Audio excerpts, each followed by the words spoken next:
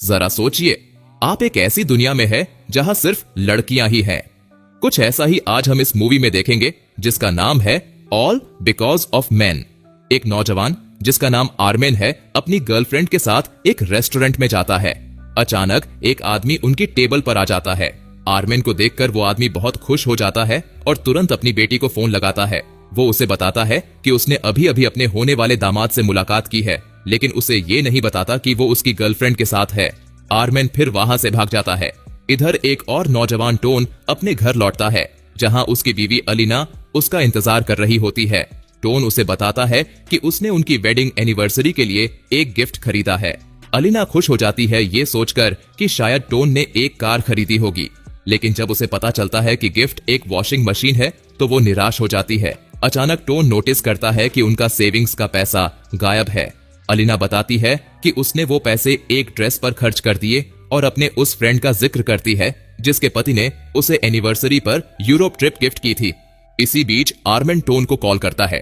Tone अपनी बीवी के सामने ऐसा दिखाता है जैसे उसका दोस्त उनकी नई वॉशिंग मशीन को देखकर बहुत जल रहा है और अलीना से कुछ खाने के लिए बनाने को कहता है, लेकिन अलीना फिर से अपने दोस्त के पति की बात छेड़ देती है। गुस्से में टोन कचरा फेंकने जाता है और वहां उसे डंपस्टर के पीछे छिपा हुआ आर्मेन मिलता है। आर्मेन कुछ समय के लिए टोन के घर छिपने की उम्मीद करता है, लेकिन अलीना को याद करके टोन उसे सुझाव देता है कि वो किसी कैफे में चले जाएं। दोनों दोस्त एक टैक्सी रोकते हैं जिसे टीमा चला रहा होता है। रास्ते में आर्मेन अपने उस गर्लफ्रेंड के पिता से हुई मुलाकात के बारे में बताता है। टोन अपने दोस्त को शादी करके सेटल होने की सलाह देता है। तभी उसे याद आता है कि उसने अपनी बीवी को बताया ही नहीं कि वो घर से बाहर निकला है। वो अलीना को कॉल करता है और नई वॉशिंग मशीन की तारीफ करता है, लेकिन अलीना उसे ताना मारते हुए कहती है कि वो वॉशिंग मशीन से शादी कर ले और फोन काट देती है।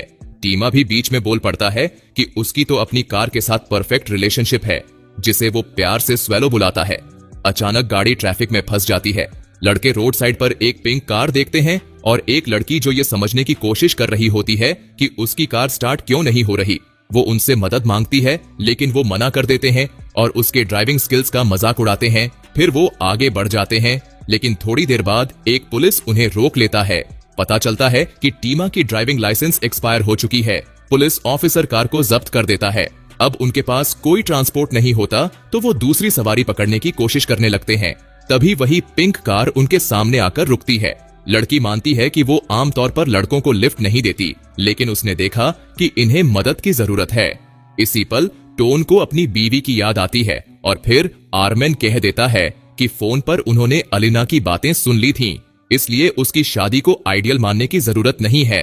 धीरे धीरे सब इस नतीजे पर पहुंचते हैं कि उनकी सारी परेशानियों की जड़ औरतें ही हैं। टीमा मजाक करता है कि अगर ट्रैफिक पुलिस अफसर कोई लड़की होती तो वो आसानी से उसे मना लेता।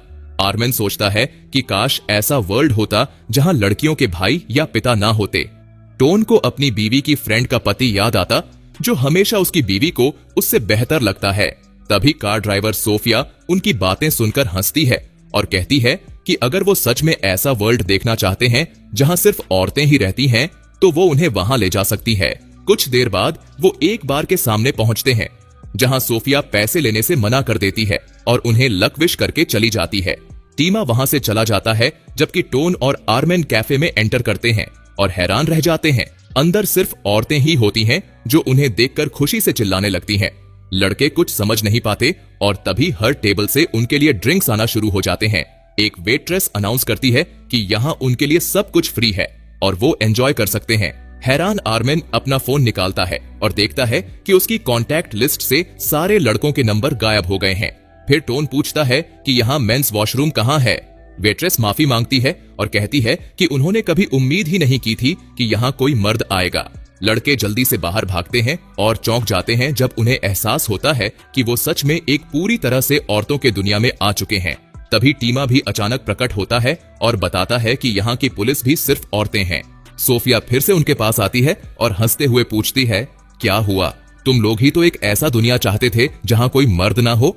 फिर वो कहती है कि उन्हें पूरा एक दिन इस पैराडाइज में बिताने को मिलेगा जहाँ कोई दोस्त, पति, भाई, पिता या मेल पुलिस अफसर नहीं है। लेकिन यहाँ एक रूल है, वो कोई फोटो या रिकॉर्डिंग नहीं कर सकते। किसी भी सबूत के बिना उन्हें इस विमेन्स वर्ल्ड को एक्सपीरियंस करना होगा। फिर सोफिया टीमा को उसकी कार की चाबियां लौटा देती है जो वहीं पास में खड़ी होती है। इस वर्ल्ड में उसकी कार टो नहीं हो सकती क्योंकि वो इकलौता मेल टैक्सी ड्राइवर है। पहले तो तीनों खुश होते हैं, लेकिन जल्द ही टोन परेशान हो जाता है ये सोचकर कि अलीना इस पर कैसे रिएक्ट करेगी। सोफिया उसे समझाती है कि असल दुनिया में सिर्फ 1 सेकंड ही बीतेगा तो किसी को पता भी नहीं चलेगा कि वो गायब थे। आर्मेन कहता है कि ये मौका बार बार नहीं मिलेगा, इसलिए इसे फुल एंजॉय करना चाहिए। तीनों कार में बैठते हैं और शहर में घूमते हुए सबका अटेंशन एंजॉय करते हैं। टीमा प्लान करने लगता है कि वो यहाँ कितना किराया वसूल सकता है, जबकि टोन घर जाने की जिद करता है जिससे आर्मेन नाराज हो जाता है। तभी एक फीमेल पुलिस ऑफिसर उनकी कार रोकती है और काफी सख्ती से पेश आती है। वो टीमा से कहती है कि कार से बाहर निकले, लेकिन जैसे ही वो उतरता है पुलिस अफसर अचानक उसे किस करके भाग जाती है और माफी मांगती है कि उसने अपनी पोजीशन का मिसयूज किया। इसके बाद तीनों एक क्लब में पहुंचते हैं जहां उन्हें खूब अटेंशन मिलता है और वो पार्टी एंजॉय करने लगते हैं। तभी एक वेट्रेस जिससे आर्मेन ने पहले फ्लर्ट किया था उससे बात करने से मना कर देती है, जिससे आर्मेन को झटका लगता है। जब वो जोर डालता है तो लड़की कहती है कि वो बहुत एरोगेंट और सेल्फ ऑब्सेस्ड है। फिर वो उसे गुड इवनिंग विश करके चली जाती है। टोन खुश हो जाता है कि इस वर्ल्ड में भी ऐसी लड़कियां हैं जो सेल्फ रिस्पेक्ट रखती हैं। तीनों नाचते गाते रहते हैं। तब एक सिक्योरिटी गार्ड आकर टीमा को बाहर बुलाता है, ये कहकर कि कोई उससे मिलने आया है। हैरान होकर टीमा दरवाजे तक जाता है और वहां ओल्गा को देखता है। ये वही ट्रैफिक पुलिस ऑफिसर है। वो उसे ना पहचानने का नाटक करता है और छुप जाता है। फिर वो अंदर आकर दोस्तों को बताता है कि ट्रैफिक पुलिस ऑफिसर ने उसे यहाँ भी ट्रैक कर लिया है। टोन क्लब छोड़ने का आइडिया तुरंत सपोर्ट करता है। वो घर जाने के लिए बेताब होता है, लेकिन तभी वेट्रेस बिल लेकर आती है और पता चलता है कि अमाउंट बहुत ज्यादा है। क्लब का रूल होता है कि लड़कों के लिए ड्रिंक्स और खाना फ्री है, लेकिन उन्हें औरतों का बिल चुकाना होगा। आर्मेन सजेस्ट करता है कि वो सुबह तक रुके रहें ताकि उनके 24 घंटे पूरे हो जाएं, लेकिन तभी वो देखते हैं कि उनके चारों तरफ मर्द आ चुके हैं। घबराकर तीनों बाहर भागते हैं जहां सोफिया पहले से उनका इंतजार कर रही होती है और तब वो उन्हें असली शर्त बताती है। इन 24 घंटों के दौरान लड़के किसी भी लड़की की रिक्वेस्ट को मना नहीं कर सकते, वरना वो हमेशा के लिए इस दुनिया में फंस जाएंगे जहां सिर्फ मर्द ही होंगे। उन्हें सिर्फ एक बार गलती करने का मौका मिला था जो वो पहले ही कर चुके थे। तीनों अपनी जेबें खाली करके किसी तरह क्लब का बिल चुका देते हैं। फिर टीमा अपनी कार के पास ओल्गा को खड़ा देखता है। ओल्गा उसे शहर में घूमने का ऑफर देती है और वो मना नहीं कर पाता। सुबह के समय टोन घर पहुंचता है। अलीना उससे प्यार से पूछती है कि वो नाश्ते में क्या खाना चाहेगा और कहती है कि वो अपने लकी पति के लिए कुछ भी करने को तैयार है। वो सजेस्ट करती है कि आज रात वो डिनर पर आर्मेन को भी बुलाएं। फिर वो खुद आर्मेन को कॉल करके बुलाती है और उसे कुछ मसाले लाने कहती। आर्मेन मान जाता है, लेकिन जैसे ही वो घर से बाहर निकलता है एक बुजुर्ग महिला उससे अपने बैग ऊपर तक पहुंचाने में मदद मांगती है। आर्मेन के पास कोई चॉइस नहीं होती, उसे मानना ही पड़ता है। उधर टीमा रेडियो सुनता है जिसमें मेले का जिक्र होता है, लेकिन जैसे ही वो सुनता है कि अनाउंसर भी एक औरत है, वो रेडियो बंद कर देता है। तभी उसे महसूस होता है कि उसके आसपास की औरतें धीरे धीरे मर्दों में बदल रही हैं। तब उसे एहसास होता है कि उसे हर रिक्वेस्ट माननी पड़ेगी। इधर आर्मेन बुजुर्ग महिला के लिए चाय बनाता है, कपड़े धोता है और फर्श भी पोंछता है। दूसरी तरफ टोन अपनी बीवी के बनाए खाने का मजा ले रहा होता है, लेकिन जब टोन अलीना का फोटो खींचने की कोशिश करता है उसका फोन बंद हो जाता है। अलीना तभी सजेस्ट करती है कि वो बाहर घूमने चलें। टोन को इस बात को मानना पड़ता है। उधर आर्मेन फर्श साफ करके देखता है कि बुजुर्ग महिला सो गई है, तो वो चुपके से बाहर निकल जाता है और पार्क में जाकर छुप जाता है। तभी एक लड़की जो पेंटर होती है उसे बुलाती है। आर्मेन चौंक जाता है क्योंकि ये वही वेट्रेस होती है जो बार में उससे बदतमीजी से पेश आई थी, लेकिन अब वो मुस्कुराती है और बताती है कि उसे अपनी जॉब से नफरत थी, लेकिन पेंटिंग उसका पैशन है। वो अपना नाम डायना बताती है। उधर टीमा फिर से ओल्गा से टकरा जाता है। टोन और अलीना एक कैफे में आराम कर रहे होते हैं, लेकिन टोन तुरंत कैलकुलेट करने लगता है कि अगर यहाँ भी क्लब जैसा रूल हुआ तो उसे कितने पैसे देने पड़ेंगे। तभी वहां झगड़ा हो जाता है क्योंकि वो जिस टेबल पर बैठे थे वो पहले से किसी और के लिए बुक थी। अलीना सजेस्ट करती है कि वो वहां से चले जाएं और टोन फौरन हाँ कह देता है। उधर आर्मेन और डायना एक कैफे में जाते हैं जहां दोनों बातें करते हैं और एक दूसरे के करीब आने लगते हैं, लेकिन तभी डायना हल्का सा फ्लिकर करने लगती है और आर्मेन को अचानक मसाले याद आ जाते हैं जो अलीना ने उसे लाने के लिए कहा था। वो डायना से माफी मांगता है और वहां से भाग जाता है। इसी समय ओल्गा टीमा को एक होटल ले जाती है। उधर टोन अपनी पत्नी को एक पार्क के उस स्पॉट पर लेकर जाता है जहां वो पहले खूब टाइम बिताते थे। उधर टीमा ये समझ नहीं पाता कि ओल्गा से कैसे बचा जाए, तो वो बाथरूम में जाकर छुप जाता है। वहां वो एक नैपकिन में आग लगा देता है जिससे फायर अलार्म बज जाता है और पूरा होटल खाली करवा दिया जाता है। इसी बीच आर्मेन अलीना को कॉल करके बताता है कि उसने मसाले खरीद लिए हैं, लेकिन अलीना कहती है कि अब किसी और दिन आना। आर्मेन खुश हो जाता है कि उसने उसकी रिक्वेस्ट पूरी कर दी और अब डायना के पास वापस जा सकता है, लेकिन रास्ते में वही बुजुर्ग महिला फिर से उसे रोक लेती है और कहती है कि उसे मसाज चाहिए। आर्मेन मन मारकर उसकी मदद करता है। इसी वक्त डायना वहां पहुंचती है और आर्मेन चौंक जाता है। बुजुर्ग महिला बताती है कि डायना उसकी पोती है। फिर दोनों साथ में अपार्टमेंट से बाहर निकलते हैं, जबकि पीछे से दादी चिल्लाती है, उसे किस मत करना। इस बीच टीमा ओल्गा से बचने के लिए एक लिफ्ट में छुपने की कोशिश करता है, लेकिन आग लगने की वजह से लिफ्ट लॉक हो जाती है और वो फिर से पकड़ा जाता है। उधर आर्मेन की रिक्वेस्ट पर डायना अपना खुद का पोर्ट्रेट पेंट करती है। हालांकि उसे समझ नहीं आता कि ऐसा क्यों, क्योंकि फोटो भी खींची जा सकती थी। आर्मेन उसे सच नहीं बता पाता और बस कहता है कि शायद वो फिर कभी ना मिले। ये सुनकर डायना अपसेट हो जाती है, खासकर जब आर्मेन उसकी दादी की बात मानते हुए उसे किस करने से मना कर देता है। गुस्से में डायना कहती है कि अगर इतनी ही प्रॉब्लम है तो जाकर छत से कूद जाओ।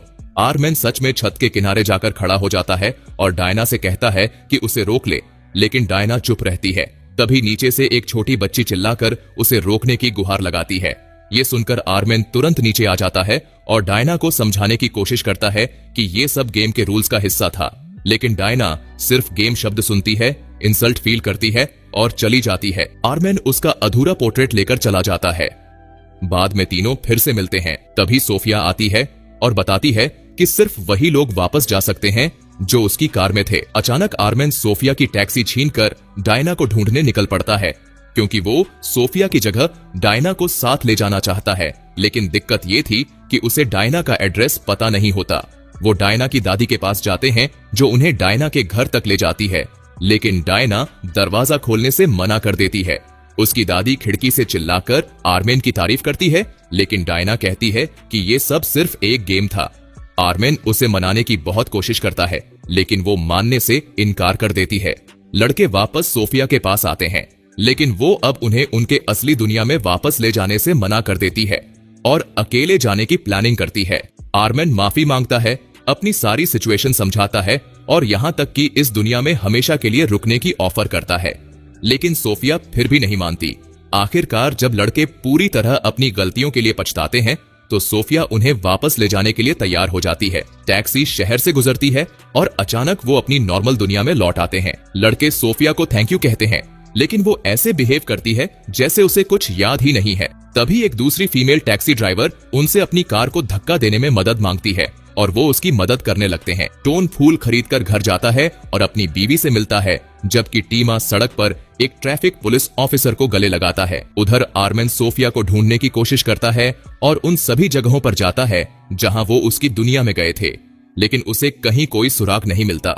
बाद में टोन अपनी वॉशिंग मशीन बेच देता है और अपनी बीवी को पार्क लेकर जाता है। आर्मेन डायना के अपार्टमेंट जाता है, लेकिन वहां कोई और लड़की अपने पति के साथ रहती है। इस बीच टोन अपनी बीवी को पेरिस के टिकट गिफ्ट करता है। टीमा अपनी कार वापस लेता है और ओल्गा से फिर टकरा जाता है। इस बार वो कारों को लेकर बातें करने लगते हैं और दोनों को कुछ कॉमन इंटरेस्ट मिल जाते हैं। उधर आर्मेन एक आर्ट स्कूल जाता है ताकि डायना का अधूरा पोर्ट्रेट पूरा करवा सके, लेकिन उसे वहां डायना खुद मिल जाती है। इसी के साथ ये मूवी यही खत्म हो जाती है।